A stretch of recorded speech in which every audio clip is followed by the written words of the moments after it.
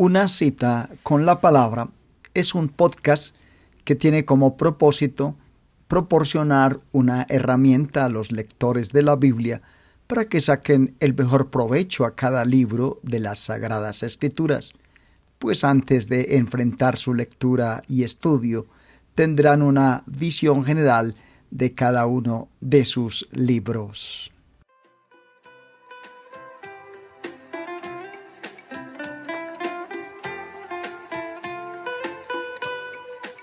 Bienvenidos a nuestro podcast, una visión general de Génesis. Génesis es el libro de los comienzos, del universo, la tierra, la vida humana, el pecado, la muerte, el matrimonio, las lenguas, las naciones, el culto y la revelación del plan de redención. Una comprensión del libro de Génesis es esencial para entender la Biblia en su totalidad. En él hallamos un relato de generación, degeneración y regeneración. La historia de la redención comienza después del pecado de Adán y sigue progresivamente con la selección de Israel, la salvación de la familia de Noé, la elección de Abraham, luego Isaac y Jacob. La línea de la redención continúa a través de los 12 hijos de Jacob. El hijo predilecto José es el centro de atención en los capítulos finales de Génesis. El relato principia con el primer hombre en el huerto de Edén y termina con los hijos de Israel en Egipto. Descubrimos el comienzo del amor de Dios por la humanidad, caracterizadas por dos dimensiones: su evidencia en la creación. Los seres humanos son únicos por cuanto los creó a su imagen y semejanza. Varón y hembra los creó, con libre albedrío para elegir la vida o la muerte, la relación o el aislamiento, el bien o el mal. Dios le dijo a Adán: eres libre de comer de cualquier árbol en el jardín, pero no debes comer del árbol del conocimiento del bien y del mal, porque cuando comas de él morirás. Adán y Eva usaron su libertad para rebelarse contra Dios, y esta rebelión cortó su relación con Dios, pero no extinguió su amor por ellos. El problema del pecado afectó la condición del hombre en la tierra y su relación con Dios, pero viene la divina solución a ese problema. La otra evidencia del amor de Dios es la redención. Dios mostró su amor por los seres humanos al proporcionar un sustituto para hacer expiación por su pecado. Dios hizo vestiduras de piel para Adán y Eva. El libro de Génesis registra una verdadera historia humana. No es un libro de leyendas ni de mitos religiosos. Adán y Eva, Noé y el resto fueron personas verdaderas, cuyas vidas y experiencias fueron registradas con precisión. El Señor Jesucristo, los apóstoles y otros escritores de la Biblia creyeron en la historicidad de Génesis. Por eso fue citado 60 veces en el Nuevo Testamento en 17 libros distintos. Un propósito del libro de Génesis es contar cómo Israel fue escogida a través de Abraham de entre las naciones del mundo para llegar a ser la nación escogida de Dios. Es evidente que el énfasis de Génesis se da en el pacto de Dios con Abraham y en la operación inicial de la relación del pacto. Gran parte de Génesis es biográfico, ya que describe la vida de los personajes importantes. Ningún esfuerzo se ha hecho para encubrir los pecados y defectos de los personajes principales, de modo que las biografías contienen relatos de superstición, engaños, falso testimonio, incesto, fornicación y asesinatos. A la vez, hay muchos casos de fe y obediencia bajo circunstancias difíciles e imposibles. Heroísmo, sacrificio, devoción y rectitud de corazón aparecen en todas sus páginas. Génesis contiene un concepto único de Dios, que es el fundamento en la Biblia entera, concepto que distingue la tradición hebrea cristiana de las otras religiones del mundo, señalándola como genéricamente distinta. Es una autorrevelación de Dios al hombre. Hay una revelación progresiva que Dios hace de sí mismo y que culmina en Cristo. Dios se revela por distintos nombres, nombres primarios de la deidad. Elohim, Jehová y Adonai. Por su parte, el escritor expone a través de todo el libro el plan y la obra de Dios en su programa específico para la redención del mundo. Una característica importante del libro es el uso repetido de la frase «Estas son las generaciones que da la división natural de Génesis». Inicialmente encontramos las generaciones de los cielos y de la tierra, el principio seguido por los 6 días de la creación que terminan en el descanso sabático de Dios, creación de Adán y Eva, su tentación en el Edén y su caída, consecuencias de la caída, la promesa de un redentor y la expulsión de Adán y Eva del Edén, nacimiento de Caín y Abel y asesinato de éste por aquel, seguido por el nacimiento de Set y la reanudación de la simiente de la promesa. En los capítulos 5 y 6 se registran las generaciones de Adán, los descendientes de la línea de Set y su casamiento con los hijos de Caín, seguido por la degeneración de la raza. Las generaciones de Noé en los capítulos 6 al 9. Dios ordena a Noé que construya el arca, recoge los animales y comienza el diluvio. Decrecen las aguas. Noé y los animales vuelven a la tierra firme.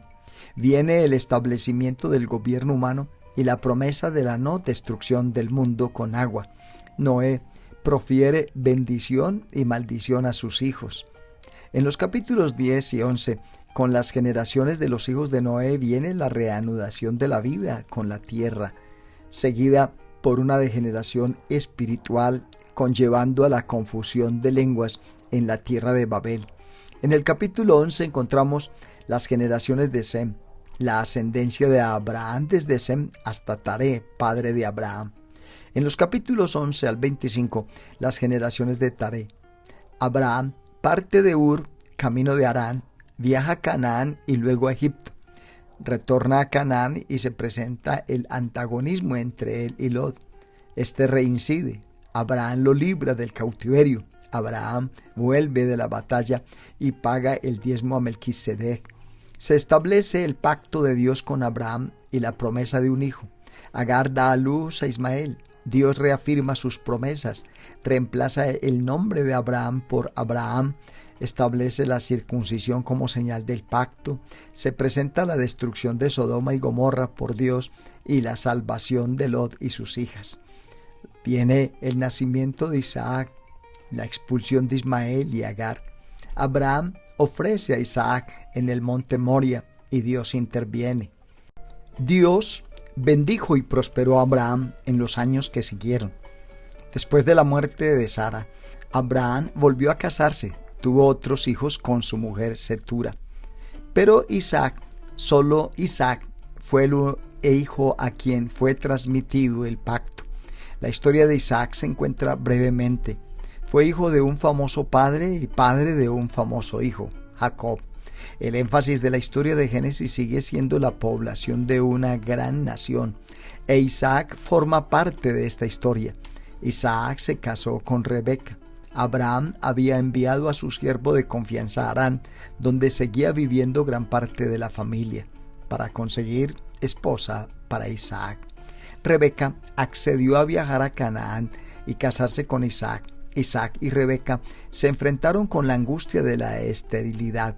Durante muchos años no les nació hijo alguno. No fue sino hasta que Isaac buscó al Señor en cuanto a esto que cambió la situación. Dios estaba encargado de poblar esta nación. Isaac y Rebeca tuvieron gemelos a los que llamaron Jacob y Esaú.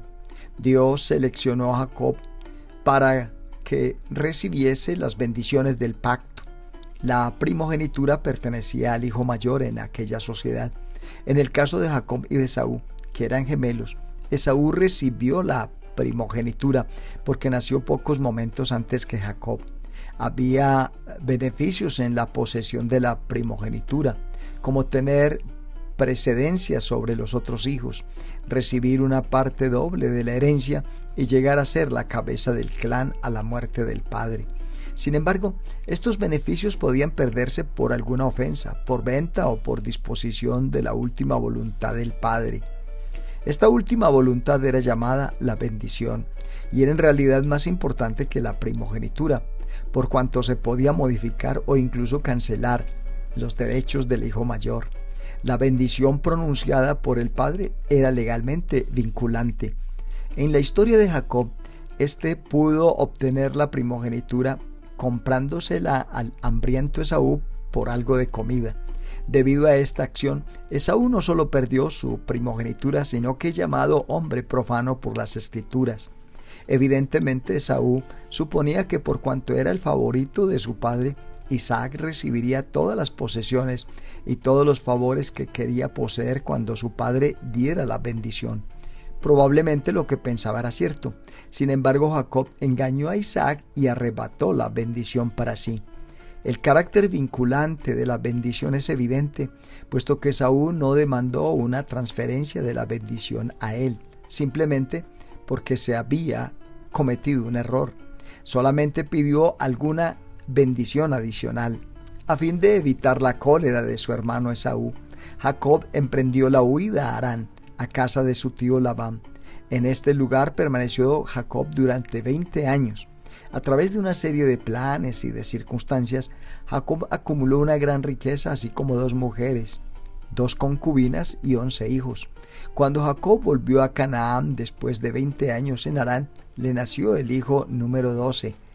Estos 12 hijos de Jacob llegarían a ser las piedras fundamentales de la nación que Dios estaba edificando. Jacob era conocido por sus manejos y capacidad de engaño, pero al volver a Canaán se encontró con el Señor de una manera singular. Después de este encuentro fue un hombre diferente, transformado por Dios. El nombre de Jacob, que significa suplantador, fue cambiado por el de Israel, que significa que tiene poder para con Dios.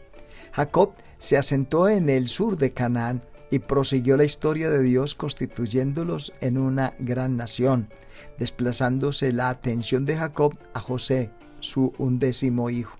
Jacob cometió el error fundamental de mostrar abiertamente su favoritismo hacia José. Esto suscitó la envidia y el odio de los hermanos mayores de José.